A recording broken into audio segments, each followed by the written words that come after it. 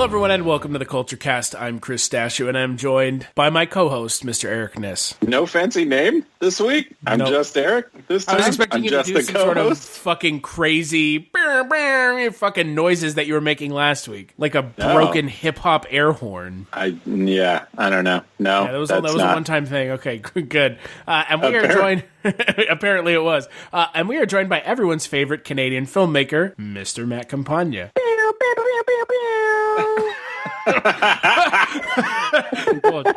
oh shit! Looks like good night, folks. Oh man! Boy, that's as good as it's gonna get this evening. That is as good as it's gonna get. And we are taking a break from Horrortober and our found footage horror movies to talk the newest Marvel film that isn't an MCU film. And I get the distinct feeling we're going to be having to make that distinction a little bit more often than maybe some of us might like. We're going to be talking about Venom. And in the spirit of found footage, it seems like this film was found in the year 2005. Oh, he's going for it already, folks. Oh, God.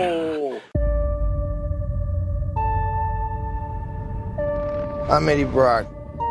I'm a reporter. I always seem to find myself questioning something the government may not be looking at. I found something really bad. And I have been... Eddie. Who said that? Taken.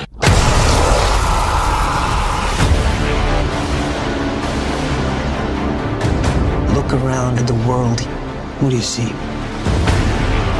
A planet on the brink of collapse. Human beings are disposable. But man and symbiote combined. This is a new race, a new species. A higher life form. What do you want from me? You'll find out. I'm so sorry.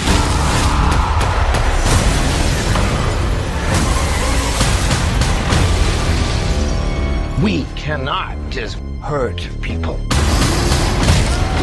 Look into my eyes, Eddie. The way I see it. We can do whatever we want. Do we have a deal? Eyes, lungs, pancreas. So many snacks, so little time.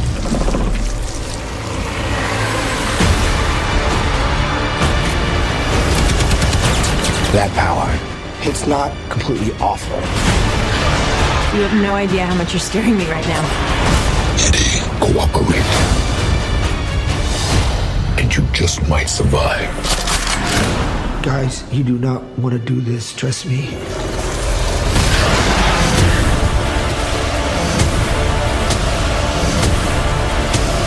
Giant leaps will always come at a cost.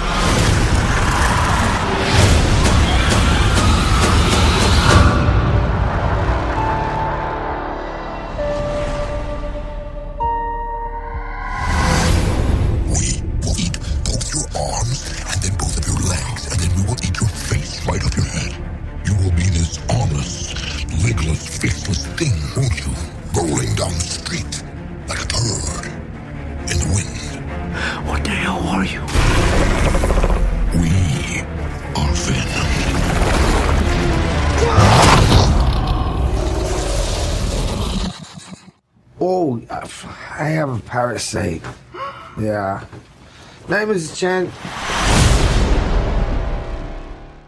So, film came out October 5th. It's directed by Zombieland's Ruben Fleischer. It stars Tom Hardy, Michelle Williams, and Riz Ahmed. And the plot synopsis for the film is Tom Hardy plays Eddie Brock, who ends up getting a symbiote, or as one of the trailers said before they fixed it because it sounded really stupid, a symbiote, because they don't even know what they're talking about.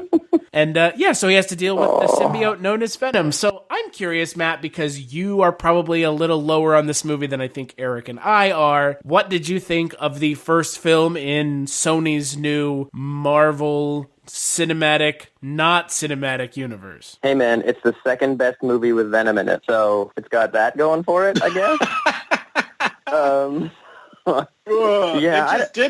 It just had to not have a dance sequence to be better than the other one, so the bar was pretty low. Yeah, and somehow didn't quite hit it, which shocked me. I mean, for me, I thought this film could have been done well, but because we live in the post-MCU world, everything about this film felt small and hidden. Like, okay, you're in the city Ant-Man lives in, and you're giving us a character that is defined by the existence of Spider-Man, and you're doing all of this maybe 2 years sooner than the MCU would get to it. All so that you can just make some money this year. It smacks of what Justice League felt like, which was not an attempt to actually do a bit of good long-term storytelling, but an attempt to pad your budget this year and your revenue this year. And, you know, to their credit, it worked for them. I found myself laughing at the movie more than laughing with the movie. But, you know, that's what happens when Tom Hardy's in a comedy and everyone else is making a horror film. I liked it more than I think I was going to. Oh, no. I mean, it was not by any stretch of the imagination a good movie, but it was fun. It did have moments where it was pretty fun. Right. I mean, It was a stupid fucking movie. Like, do not get me wrong. This movie was really dumb. And it was bad, yeah. Well, I don't know if it was bad. I don't think it was good. Oh, it was a bad movie to put out in 2018. If this movie came out, if this was like the direct sequel to Sam Raimi's Spider-Man 3, it might have been considered a halfway decent movie. And see, here's the thing. I just automatically just assumed that that's what it was, and I just kind of rolled with it. Which is me giving a movie a pass in a way that I don't give movies passes. I was going to say, you just gave Venom the pass that I gave Ghostbusters 3. Yeah, I know. I know. Oh, and look at us now. The tables have turned. And it's a fucking Sony movie again. Yeah, good job, Sony. The reality of what this movie is like you mentioned, Matt. It's a way for Sony to cash in on owning some of the Spider-Man franchise parts without having direct control over the Man of Spider himself. And obviously that presents an interesting problem, like you mentioned, where you have a character who, in the comic books, is a direct reason to exist from Spider-Man because the symbiote suit ends up coming off of Spider-Man after Secret Wars. And still has the look of Spider-Man, hence everything about the way Venom looks. Right. Except in this movie, Venom doesn't have the spider. Exactly. Which means if you're going to go so far away from the Spider-Man mythos that you can't even have him look like Spider-Man, then you probably should have made a Carnage movie, because no one would miss that on Carnage. Or but just make on the Venom, darkness, because that's what this movie is. This movie is the darkness in movie form, almost. Which, I mean, if you know what the darkness is essentially just a fucking ripoff of Venom anyways. I mean, it's very much Top Cow's ripoff of Venom.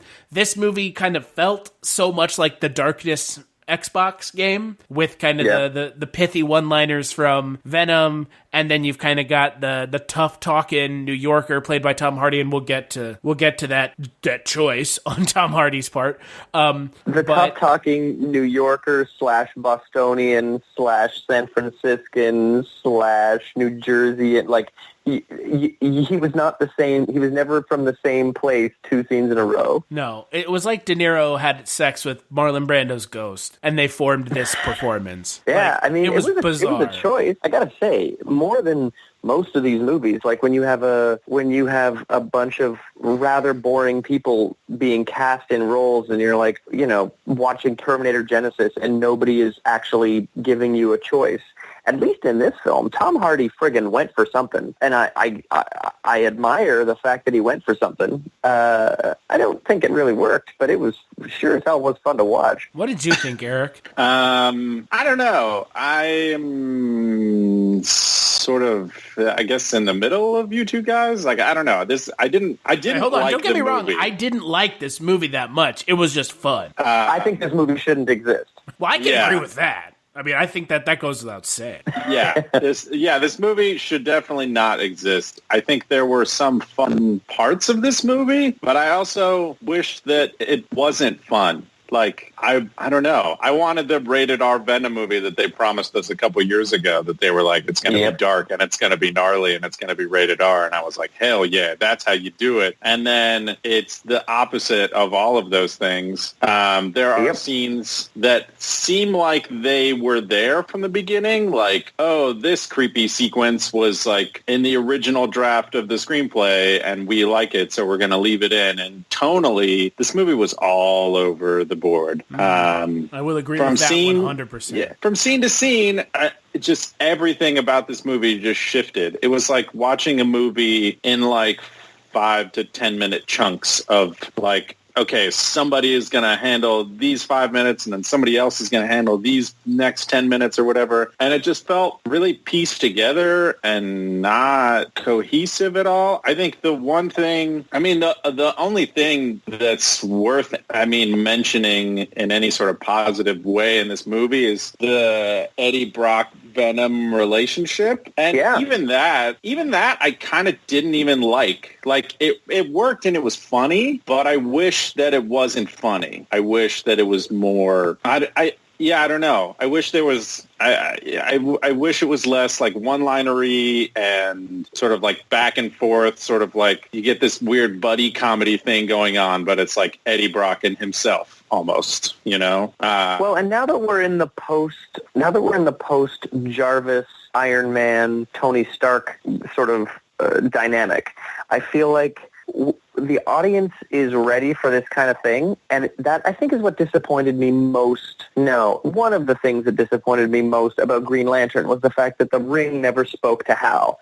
But I feel like what they did with Venom and Eddie in this was at least give us an idea of what it's like to be in his head.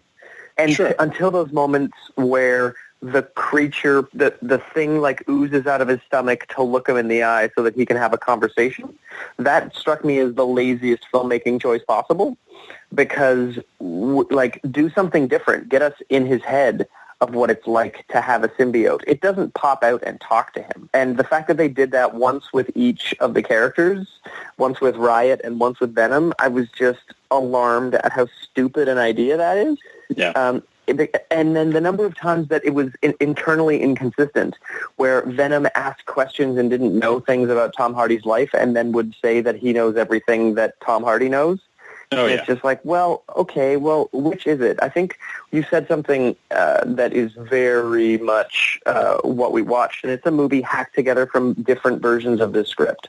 I think you've got a rated R version in here, you've got a PG-13 version in there, and you've probably got some third version that was trying to meld the two together, because it's a popular way to rush a script out in Hollywood now. You get 2 or 3 writers, you get them each to crank out a version, and there's a good chance this is something that's been sitting gathering dust in someone's drawer for the last few years, so you've probably got a 4th version as well. And all of those get cobbled together into one script that makes no goddamn sense, and they quickly try to make some money off it because Sony wanted some 2018 money. Yeah.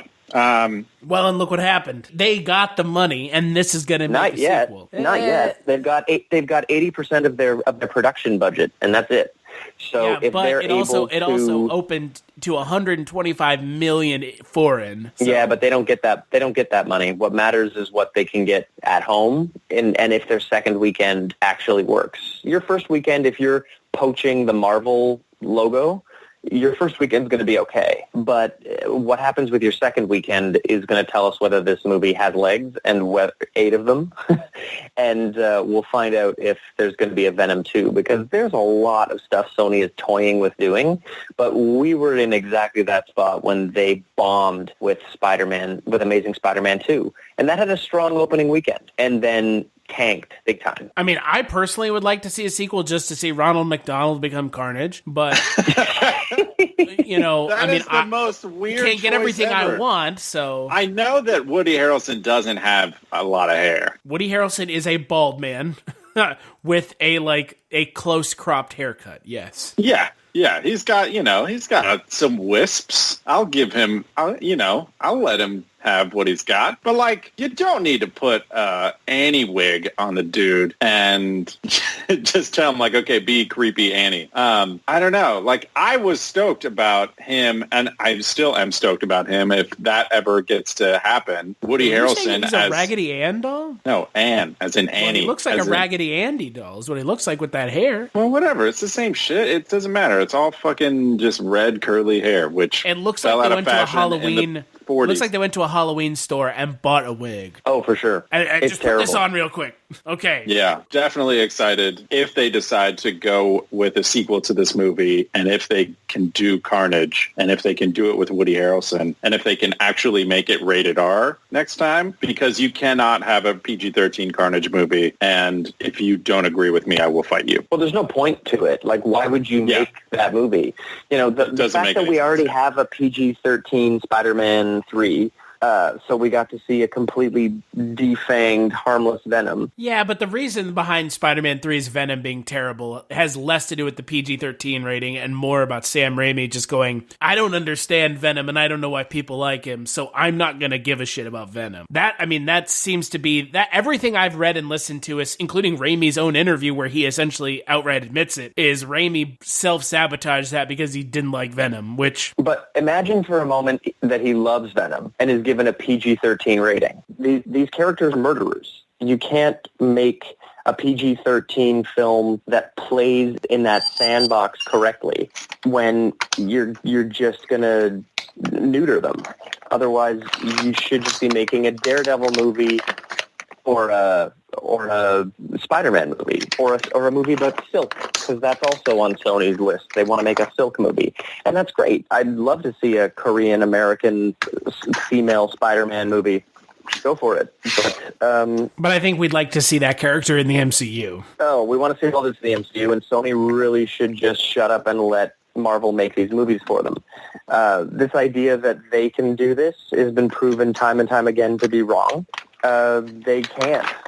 They really can't do these very well. They can't do a broader universe.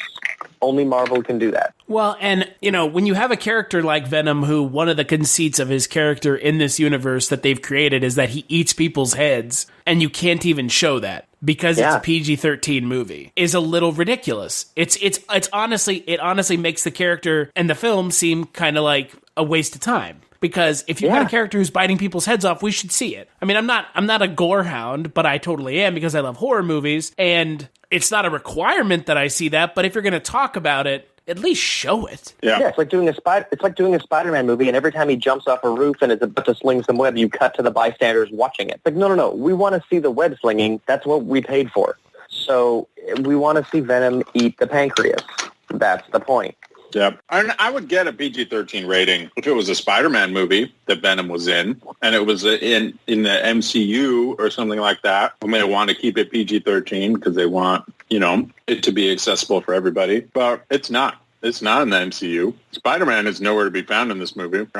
Regardless of what Amy Pascal said, Spider-Man is not in this movie. Period. No. The end. Yeah, this is a Spider-Man universe movie without Spider-Man in it. And no mention of any other greater superhero universe at all. Well, they mentioned the Daily Bugle, which, again, Spider-Man. And I don't know if the character astronaut who comes down to Earth at the beginning of the movie is supposed to be J. Jonah Jameson's son, but can't be that convenient that his last name is Jameson. Yeah, but none of that shit ever pays off, so it doesn't matter. It's just little throwaways for the people like us who are like, oh, I remember that from the comics. Doesn't matter because this movie just couldn't deliver. It couldn't deliver on what they promised. R rating, PG-13 rating, doesn't matter. It didn't deliver. And we can all agree that the CGI was really bad, right? Oh, I hated the way that Venom looked. It looked so shiny and fake. He looked plasticine. Which, I mean, look, if you were looking to go for an interesting stylistic thing with Venom, maybe that would have worked if you had tried to go for an interesting style choice with the movie. But it's set in reality, so that doesn't really work. I mean, the stuff that I did like for the visual effects was in the spoilers, the third act fight sequence where Venom fights the bigger, meaner, other colored version of Venom. Ugh. And it does that same MCU fucking thing where it's just a recolor of Evil the twin. fucking, yeah, it's so old. That's Black Panther did it. The first Ant-Man did it. Doctor Strange didn't do it so much. Doctor Strange is different, but Ant-Man. Iron Man did it. Right, Iron Man. And it's like, guys, these characters have other villains. And obviously, I mean, Jesus, make Riot another color. I know that he's gray in the source material, but he's kind of blue, actually. He's got He's like a midnight blue. But the thing is, when you show us 4 symbiotes, one of them's blue, bright friggin' blue, one of them's bright yellow, one of them's black, and one of them is light black. You picked the wrong 2 to rumble because you can't tell what's going on. It was a fucking Transformers movie all over again, where you just see a bunch of shiny weird shit bouncing around, and I'm supposed to care? No, I couldn't tell anything that was going on. And I feel like Riot could have been given a much easier to see color scheme, and if they didn't choose to just give them all the same powers and all the same all the same splashy, goopy junk on screen, it would have looked interesting. Like, Riot has this thing where he likes to use blunt instruments, and that's what makes him a little different than some of the other ones who all like to use sharp things. And so if we're really going to go into the source material, you should be doing that. And they didn't. They just said, they pretended like he's going to have some kind of arsenal when really he's just doing the same thing, only he's slightly bigger. It didn't make any sense. Didn't look good. Yeah. Didn't translate well at all. Yeah, I don't know. I liked some of the stringy, sort of goopy effects that were happening, like when they were fighting, and then there was all the sonic stuff that was happening, and so they were sort of splitting apart and melding together and fighting. And then Brock and Riz Ahmed's character were also fighting, and I don't know. I thought that was a really interesting idea. It was a shame that you couldn't tell what the fuck was going on. Yep. I mean, God, this movie's, I don't know. Is it chock? I was It's about just to a say mess. that this movie is chock full of good ideas, and it's really not. It's got like a handful of cool things that somehow made it through, and otherwise like really paint by numbers, bullshit, who cares, cash grab of a comic book movie where they could have done something awesome with what is probably my favorite villain of any comic ever, and they totally fucked it up. Well, and there's a short film about Venom that's all black and white, and it's done with one of the actors who was in True Blood. And it is a truly wonderful short film. It's like 8 or 9 minutes. It's a Venom short that does everything good in 9 minutes that the entire feature film of Venom takes an hour and something to do. And I feel like they managed to not in any way improve on something that someone made for free for the internet. And that's pretty fucking embarrassing. Yes, very embarrassing. I'm going to have to find the short now and watch it because I need something in my life that is Venom that's on screen that doesn't suck. That doesn't suck. That doesn't star Eric Foreman as Eddie Brock. Oh, Jesus. Yeah, I mean, I gotta say, the casting is not a terrible idea. The casting of Tom Hardy was a pretty cool idea, and I think that the idea that they could make a tertiary film, that Sony could go ahead and make a film that has something to do with a Marvel character they own the rights to, is not a terrible idea. But the fact that they decided to rush this movie as fast as they did, the first teaser for Venom had nothing but in-camera footage. Venom didn't show up in the first trailer for this movie because they were rushing so fast to get this thing to market. They didn't have even an ounce of the CGI done. I mean, we've seen it early, CGI in the first trailer, but there was none. And that is a special kind of rush I have never seen. Not even Justice League was this rushed. Not even Solo was this rushed. And it was alarming that they cranked this movie out as fast as they did and that they allowed it to look as bad as it looks. Yeah, but it's this just, there's movie's no better quality than Justice control. League, is it not? Justice League is one of the worst superhero movies ever made. So much so that it is essentially the death knell of the DC universe. A Chicken Wing is a better superhero movie than Justice League. So What? I'm Man. hungry now. I'm so Of all the hungry now. nonsensical statements I've heard, this one makes somehow the least and most sense. right?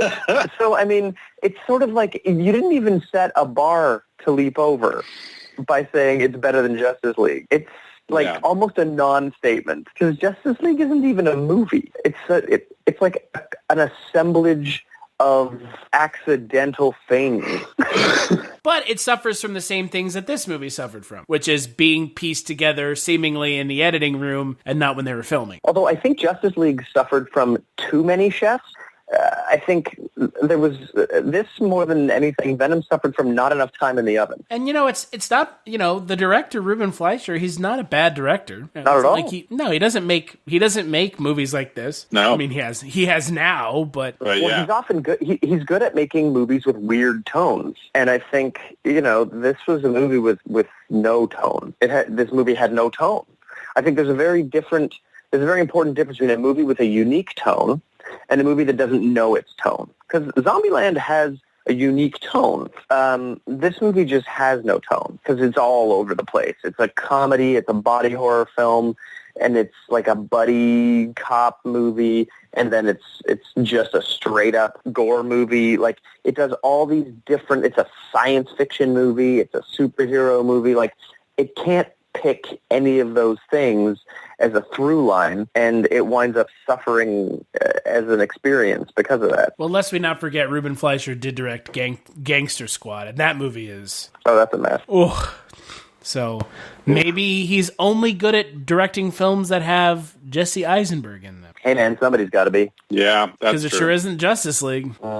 Or was it Batman versus Superman? I always forget because I only watch those movies once, and I don't hate myself enough to rewatch them. It's a chromatic blur. Yeah. In defense of Jesse Eisenberg's portrayal of Lex Luthor, not the worst. That's all I'm going to say. Who's the worst? That is not a very positive statement. No, I'm just curious, who is the worst? Probably that guy who molested those kids. Oh, yeah, that guy who molested people, and then he was like, I'm gay, so then we forgot that he molested people. Right, okay. That is definitely Yeah, the worst. what was his Okay. name again? I don't remember. I don't remember. I don't know, but he's been scrubbed from Hollywood, and good on them for it. Scrubbed from our memories. Remember when that movie he came out with made $100 in theaters? Yeah, me too.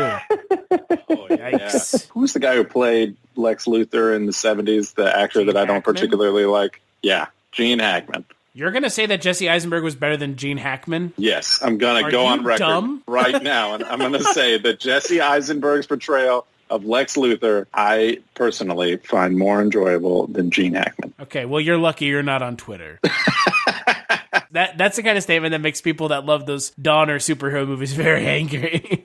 The unfortunate thing for me is that we got a really great Silver Age Lex Luthor from Gene Hackman. And we got a really, interesting take on like a modern hipster Lex Luthor. But we never got like the actual modern age Lex Luthor on screen. One that isn't going after real estate and one that didn't invent Facebook. An actual dude who just would be the greatest human alive if it wasn't for that fucking alien who he is obsessed with tearing down, with proving is a fraud. The idea that Lex Luthor is the hero of his own story because he is a truly great man. We've never gotten to really see that on the big screen. And that, to me, is what is a fantastic villain for Superman, because Superman just wants to be a good man, and Lex Luthor wants to be the greatest man. And that is such an awesome thing to watch be diametrically opposed. Is it weird that I always consider The Social Network and Batman vs. Superman to be in the same universe? They're the same movie, yeah. Well, not the same movie, but Jesse Eisenberg is playing the same character. So like the No, first you can half just of watch the it back movie to is back. like the good Yeah. half, and then the second half of the movie is where it gets weird and shitty. It's like while Man of Steel is happening, so is The Social Network. And then they come together in Batman v Superman. Okay, Yeah. so this is like an extension of my Arnold Schwarzenegger theory, but now all Jesse Eisenberg movies are in a connected universe. Yeah. Sure, why not? So then after Batman vs. Superman is when Zombieland happens. Makes sense. Hey, look, a Ruben Fleischer film. Yeah. Anyways, I think we've come full circle. We are thoroughly off topic. So let's, in that regards, let's take a quick break. We'll play some ads when we get back. We'll finish up talking about Venom. Have a hunger for horror? A yen for Yelp yarns? Then give your blood-curdled bones a boon and tune in to Chronicles from the Crypt. Join sordid slime slingers Casualty Chris and Father Malone as they take on HBO's groundbreaking television series Tales from the Crypt. Here's what the rotting and rancid rabble are saying about Chronicles from the Crypt. Tune in to Chronicles from the Crypt. You have nothing to lose except your life.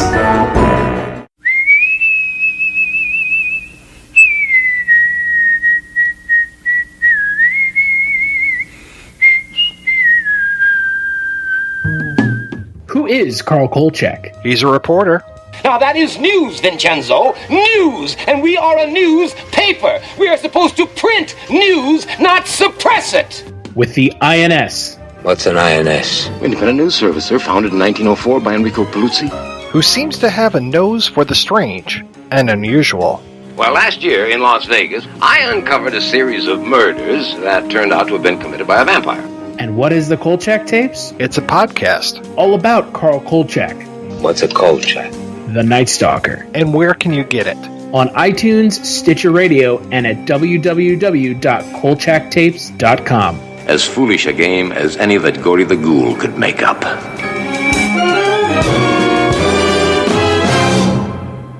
Here's what some people are saying about the Projection Booth podcast.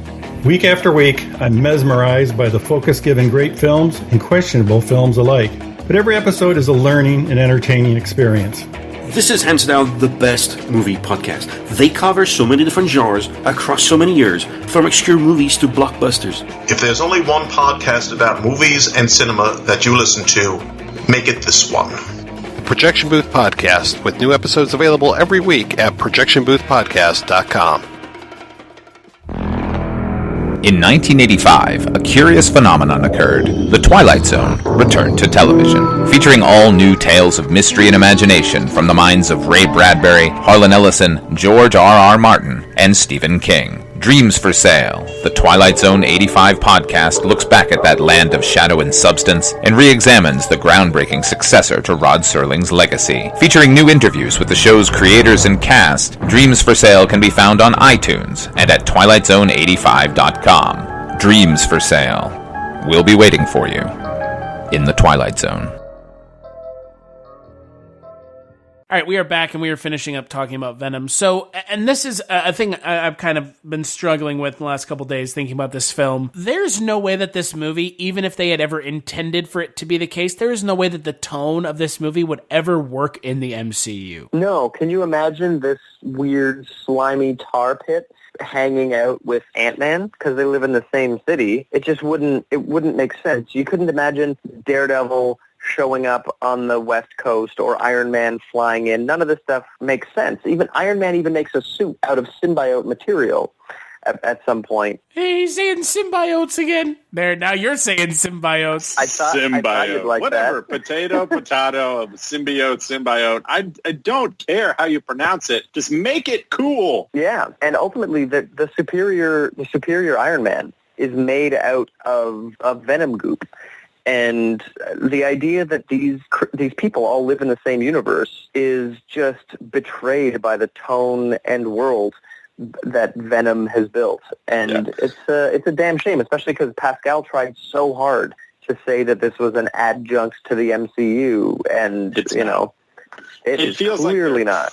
Trying to make it an adjunct to the MCU. That's what it felt like. It felt like they had a script for a Venom movie that some guy wrote years ago that was like a Venom standalone, like we're going to make a creepy Venom standalone movie where Venom's like kind of the good guy, but still a bad dude who kills and eats people, but he eats worse people than him. And then they were like, well, now that Spider-Man's in the MCU, we should maybe change this Venom movie up a little bit so that maybe one day Spider-Man and Venom can fight each other, because that's the only reason why Venom exists in the first place is because he's a goddamn Spider-Man villain. Except now they've never met. And that's amazing. And they probably never will meet. Not this incarnation. No. The thing that breaks my heart the most is that Spider-Man is currently in space, which means the MCU is literally... No, Spider-Man is currently dust. He's dust in space, but he's in space. And I think that tells us that if Sony had just friggin' waited, they were 24 months max away from having Venom in the MCU. And then they could just make a movie about the Venom that the MCU managed to not then fuck up. But now we're in this weird hybrid situation that we're going to be traipsing around with in the Deadpool MCU, where what the heck do we do with this kind of successful, interesting, weird guy from the otherwise failed universe? Yeah, which brings me to the other thing. Jared Leto's Morbius, duh. Ugh. Yeah. Jesus fucking Christ, what were you thinking, Sony? Did you not see Suicide Squad? What happened? Yeah, they're making a Morbius movie now, and Jared Leto's been cast as Morbius. The living vampire. Yep. Both in casting and in reality. Yeah, it's perfect casting, if you ask me. Jared Leto literally hasn't aged in 20 years, and I swear to God, he's sucking the blood of virgins to do it. And his acting talent hasn't gotten any better either. It's gotten worse. He makes big choices. He goes strong and wrong, but at least he goes strong. His acting choices are like Tom Hardy's accent choices. He goes hard in the really paint. Swings for the fences. Yep. But you know what? Bane, for the rest of my life, will sound like Tom Hardy's Bane. And whether or not you think it's goofy as hell or awesome or somewhere in between, for the rest of, I mean, I don't know about you guys, but for the rest of my life, Bane sounds like Tom Hardy's weird Sean Connery with the asthma kind of voice. Oh, it makes me sad that that's the case because that movie is a flaming piece of shit, and Tom Hardy's performance as Bane is the worst part of that movie. In a movie that has so many other problems. Every movie that Bane has ever been in has been the worst of the series. That's true, but that's every only movie where twice. Bane is a 5'5" guy with some big muscles is not believable. Bane is not 5'5". Wait a second, is Tom Hardy only 5'5"? Tom Hardy is not a tall guy. I mean, he's not a short guy either. Yeah, but he's not Bane. If you read the Batman comics, especially the more recent stuff, Bane is a absolute monster. He's like Hulk Hogan. He's like 6'7". He's like a giant, muscle-bound monster, not a little dude with a vest on going, I am Bane. Well, at the time, give me a break. Hulk Hogan was busy shooting his own film. Oh, he was, wasn't he? Wasn't he? He couldn't be reached to do the Bane part. Anyways, but speaking to the size, going back to the size of Tom Hardy, it's funny how bad some of the visual effects are in this movie when you see Venom, especially when he says mask, as if he wanted to crack a joke, but it was just not a joke. But he all of a sudden gets enormous in that shot. And you're reminded that the reason Venom is larger than Spider-Man is because Eddie Brock is larger than Peter Parker. That's true. But Venom isn't bigger than Eddie Brock. Venom is the size of Eddie Brock. And maybe. No, man. If you take a look at the original source material when Venom was invented, Eddie Brock was inexplicably gargantuan. He's a big fucking meathead of a man. He's a huge dude, and part of his working out was part of his rage issues. It was all a part of the built into the character. But he was insanely large, and so Venom being in this on this really big dude just made for a really big black symbiote as opposed to a skinny little symbiote when it was on Peter Parker.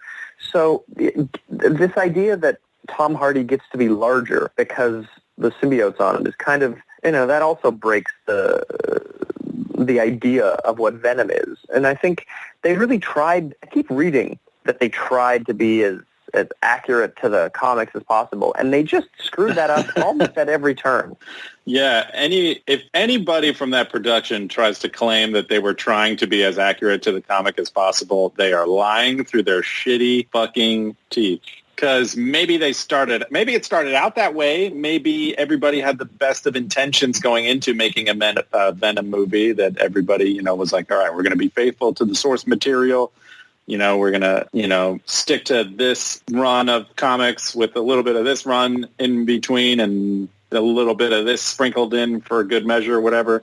like they always do. And then, what you get is sort of this hodgepodge of shit that where like none of it is at all remotely close to the source material. Like only in sort of vague sort of ways is it close. And I guess I wouldn't care so much if it was not so close to the source material, if the things that they came up with held their own weight, and they don't. So, like, the fact that Venom is much bigger than Eddie Brock doesn't really bother me all that much. But the fact that the suit looks goofy bothers me a lot. And that there's no white markings on it. Like, there's these little white wisps that they had. Did you guys notice? Like, on his back, on his veiny chest and stuff. Yeah. And I'm just like, why? Just no. It's just not the comic, man. And I think when you're looking at a movie like Civil War or a movie like Ragnarok that does such an amazing job of bringing the threads of comics into a storyline, and Jesus, look at the greatest comic book movie ever made, Infinity War, and you look at the way all of these threads come together, and then you look at Venom failing to make one thread work. And it just seems like everyone, like the MCU is Formula One, and poor Venom can't get its boxcar going. And I don't understand why they bothered. Why bother? You're just going to fuck it up. Cash. You don't have the part. That's the thing. It has something it's to do with just the fact money. that Tom Hardy is 5'9". Yeah, there you go. He's shorter than me. He is a short man. That's what I was saying, Eric. Tom Hardy is a short dude. I mean, I don't know. People are going to argue. It goes back to 5'9" is average. It goes back to the genesis of this film entirely, which is what intentions were this film being made under. They wanted to make Tom Hardy the movie. Who cares? Tom Cruise is 4'11", and they make that guy look 7 feet tall in every movie he's in. So I don't care how tall. When he's standing on apple crates next to Ving Rhames. Yeah, or that time, I don't know. And literally any movie that he's ever in. The problem is, in this day and age, with the casting that they've gotten in the MCU, with everyone being so pitch perfectly cast, it's hard to get away with casting Tom Hardy as Venom when he doesn't look the part. I'm okay with the casting of Tom Hardy as Venom. I'm just really not okay with any other part of this movie besides Tom Hardy. And Venom, I guess. The Venom-Eddie Brock relationship, I think, is the only thing about this movie that works, kind of. And I don't even like that part that much. I forgot literally everything about this movie 20 minutes after I was out of the theater. I barely made it back to my house, and I couldn't tell you one thing that happened in the movie. Yeah, it's a remarkably forgettable film. There's nothing interesting about it. It's like the first Ghost Rider movie. No, it's like the second Ghost Rider movie. Those Ghost Rider movies are another weird thing that exists. But it's another good example of one of these movies that lives in a weird little box and feels like it should have existed 10 years ago before we knew what these were supposed to be. I find like the Ben Affleck Daredevil movie feels the same way. This weird little shitty movie about one shitty little dude in a shitty little corner of the world. And like comic books, Marvel comics don't work that way. Marvel Comics exist in a wide universe where all of these characters can step in and out of each other's stories. And that's how the comics worked for decades, and now that's how the movies work. And so if you can't do that, don't. I think that's where we are. Yeah. Well, and that's why I am thankful that Marvel is getting these properties back. I know people are disappointed that it's taking a while, but I mean, that Dark Phoenix movie looks just like hard pill to swallow. Round 2. Hey, it just looks like a total rectum fire. Yeah. Whatever happened to that New Mutants movie? Remember how they went in to do? They did reshoots. Yeah, it was supposed to come out in February, and then they did reshoots, so it's coming out next year instead. I think this is like the third time they've done reshoots. So yeah, they invented a new character, and it's possible. I mean, I don't know. It looked like it could have been a neat, like, body horror, crazy idea. But unfortunately, the last time Fox had a cool body horror idea, they screwed it up. Stick, my man. You betcha. Well, and let's not forget, when we have these weird kind of side projects, right? That, again, it's interesting that Marvel is kind of really not throwing, or Disney is not really throwing their weight around more to to kind of pressure these studios into playing nice with the rights to these characters. And I think that's coming sooner rather than later. I think that we're now at the breaking point for Sony having anything else to do with Spider-Man. I know that they keep saying, well, Sony is going to get the rights back after the third Spider-Man movie. I'm like, sure. Sure they will. And Sony's in talks to doing so many of these weird Spider Universe movies that have nothing to do with the MCU. Like there was, they were talking about doing, Silver and Black, where you had Silver Sable and Black Cat in a movie. And I was like, oh, that would be a tight movie, actually. That's kind of a cool thing. But how do you have Black Cat without Spider-Man in it? You don't. Why would you do that? It's like the Catwoman movie with Halle Berry. Why would you even make that movie without Batman? It doesn't make any sense. I mean, if you were to put Michelle Pfeiffer in the role and then have her spin off on some other journey, okay, maybe. We've already established that character. But to just make a new Catwoman that's not actually Catwoman and then call it that is just a mistake. And I feel like we're seeing Sony desperately try to make some money here, and they should just sit back, relax, and let Marvel do the work and cash the checks. Yeah, they can literally just license all of these Spider-Man properties over to the MCU and Disney and just be like, okay, guys, we're going to charge you out the ass for these, but you guys are going to make good movies out of them, so you make your money back. Like, it's buy low, sell high. It's brilliant. They bought the rights, and they can rent the rights back to Disney. Holy shit, that's a moneymaker. Do that. Yeah, I mean, I don't know. And that's where we are now with this, is what this should have been. Yes. Look what Spider-Man. Look what happened with Spider-Man Homecoming. Spider-Man Stroke of Genius, great. Best Spider-Man movie ever made. It's incredible. Didn't have Willem Dafoe's Green Goblin, so it also is not nearly as good as Italian Spider-Man, but that's a conversation for another day. Japanese Spider-Man, Spider-Man with the giant robot, with the giant Spider-Man robot. Yeah, no, not as good as that either. Brilliant. No, yeah, but not everything can be as great as like weird 70s cinema. So, well, and you know what? I think I'm going to go out on a limb here and say is right now that Spider-Man Into the Spider-Verse movie looks like it may dethrone all Spider-Man movies as the best Spider-Man movie. It looks pretty fantastic. It looks amazing. I'm going to say the best Spider-Man movie right now is Marvel's Spider-Man, the video game. I actually just finished it the other day, and it's fantastic. Oh, cool! A friend of mine is the voice of Spider-Man in that. Oh, really? Yeah. It's great. Yeah. Well, if you talk to him, tell him that we said it's the best Spider-Man thing that's come out in a really long time. I mean, I will tell Yuri. Except for those goddamn sneak levels, because nobody wants to play as Mary Jane, so fuck right off, game. Nobody wants to play as Mary Jane in a game where you can play as Spider-Man. Okay, it's fair point. Like, do I have to play through this sequence where Mary Jane has to sneak through the art thing to get some piece of information or whatever?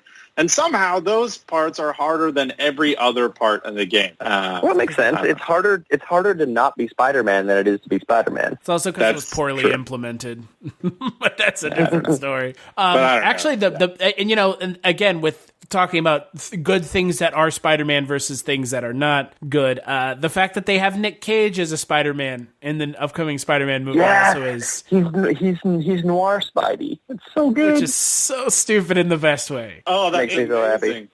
Can I just say one thing that the Into the Spider-Verse movie is missing that makes young Eric really mad is that the Crimson Spider doesn't appear to be in it anywhere. And if you're doing alternate reality Spider-Man, he is the be-all, end-all alternate reality Spider-Man.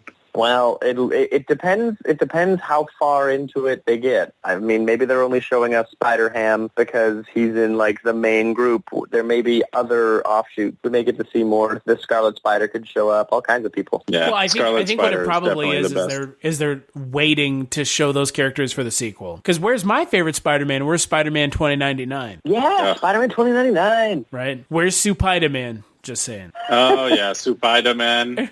All of a sudden, there's just a giant Spider-Man robot. Oh my god, that would be great, actually. Yeah. But I think that, again, they showed a little teaser for it at the end of this movie, and it looks awesome. It looks gorgeous. I'm so excited for it. Yeah. And the Miles Morales that exists in this universe that they're showing is the ultimate Miles Morales, which is great because Peter Parker's dead in his universe, which which is really interesting. Yeah, I'm excited. So, Matt, what would you give Venom out of 5? Oh, a 1. I'd give it the solitary 1 because Tom Hardy he swung for the fences, man. He really tried something, and everything around him fell apart. What about you, Eric? Yeah, I'm with you. I'm at a solid 1. Like, I'd be lying if I said that I didn't get some sort of weird, morbid enjoyment out of watching this movie in the theater. But I'm 20 minutes after the movie, I forgot everything that happened. I'm going to give it like a 3. What? So hold on. Wow. And here's my justification. I went into it with such low expectations that they paid off. I didn't walk out of this movie saying, man, that was a big piece of shit. I said, man, that was a really stupid fucking movie. But I mean, I'll be perfectly honest with you. Get drunk and watch it again. It's probably just as much fun. Smoke a little bit of that California bluegrass. It's probably just as much fun. But I mean, it's not a good movie. It's a fun movie. It's a stupid movie. It has tons of problems, but in terms of overperforming on my low expectations, it overperformed in spades. Well, there's something to be said for setting your bar low in life. Oh, really low. I mean, the bar was set as low as humanly possible. So that's where I'm justifying it. Is my expectations were low as low can be. So. I think there's going to be a lot. I mean, there is a lot in my mind of similarities between this movie and The Nun. Hear me out. In the way that each one seemed to be very rushed to theaters. Each one is a total cash grab. Each one has a really cool idea that in the right hands could have been executed in a really awesome, and in both cases, potentially terrifying way. And both movies just missed any kind of mark by so far that the I think only... this movie's more entertaining than The Nun, don't you? Yeah, only slightly though, I think. Like the parts that I liked about The Nun were those like funny segments with Frenchie, because like he comes out of nowhere and just like has these one-liners that steal every single scene that he's in or whatever. And the same thing with the Venom movie. The only parts of the movie that I really like remembered and liked are the back and forth between Eddie Brock and Venom. So like the rest of it like can really just, take a long walk off a short cliff, because those like weird funny parts are the only parts that I even remember. So these movies to me are so similar that I'm just like, I want to be okay with this Venom movie because I kind of want them to make another one because I want to see if they can unfuck themselves. But at the same time, I want it out of Sony's hands. I want it out of whoever has been in charge of like their Spider-Man universe, like coordinating any of this stuff, because it seems like there's nobody. So I guess what I'm saying is, Sony, you should hire somebody to figure this out and then take your sweet-ass time and make another movie and stop making garbage like this. Just because it makes a lot of money doesn't mean that it's good. I'll agree with that. Well said. But, we're going to take another break, and we'll play a preview for the next Culture Cast. 73 Apple, take 1, Mark. The story of Alzheimer's is never about one person. My PhD I'm going to start again. You want to keep the house? You need to sacrifice. You talk to me about sacrifice? Hey. Hi. Ma! They want to make a movie about me. Yes. We will live and document our subjects' physical and mental degradation over the course of 2 one-month periods. We're gonna have fun, right? Yeah. Okay, good.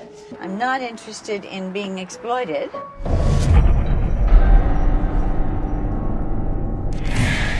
Sarah mentioned that Deb's been sleepwalking pretty bad.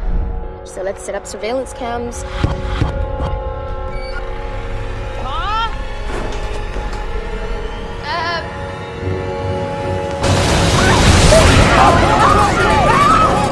He really gave us all quite a fright with your late-night gardening. This is not normal sleepwalking. You should come see this.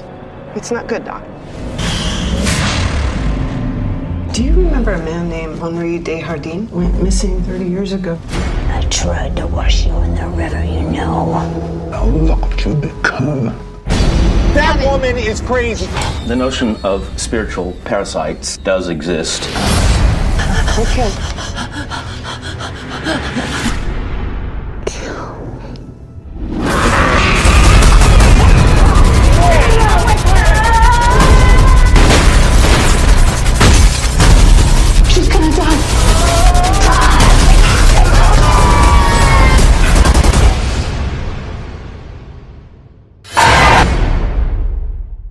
That's right. On the next Culturecast, we're talking about The Taking of Deborah Logan, getting right back into Horror-tober. Until then, what have you been up to, Matt? Where can people find you? Well, you can find me on Twitter at Matt Campagna, and you can also find some pretty neat stuff I've made on highball.tv, highballtv.com. They're basically a film festival website that streams some hard-to-find movies around the world, and it's a pretty great spot to see some pretty great movies. Are you saying that Venom is going to be on this service? If you really don't like Venom, you're going to like the movies that are on Highball TV. If you like Venom, it might not quite be the place for you. Oh, does this movie have subtitles? What am I, a fag, and I have to read during the movie? Is that the kind of those are the kind reading. of people you're reading during movies? We're going for the literate crowd. Yes. Boy, readers. I know, right? God, reading during movies. I just want to veg out and be on my phone, dude. Jeez. I don't want to have to use my brain while I'm watching TV. Yeah, bro. Too hard. Turn on the Kardashians or American Horror Story. You know what I'm saying? Oof. Boy, the that fact new that this season, is... I have been trying to watch it, and I don't understand what's going on. I don't understand the acting choices that are being made. It's okay. Neither do the people who made the show. So you're all in the same boat. Seems like it. Yeah. What about you, Eric? Where can people find you? You can find me in the real world because I no longer exist on the internet.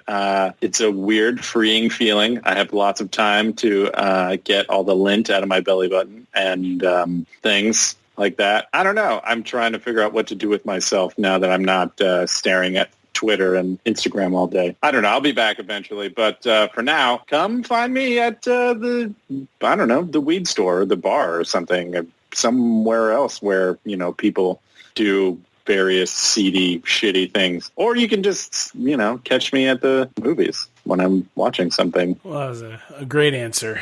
Or never follow me anywhere, because that's weird, because if you follow me now, you're literally following me, and that's creepy, so stop You're it. stalking me. You can head on over to culturecast.com where you can find out more about today's episode. You'll find links over to iTunes where you can rate and review the show, and to Patreon where you can kick a couple dollars our way. You get access to some interesting stuff for each donor level.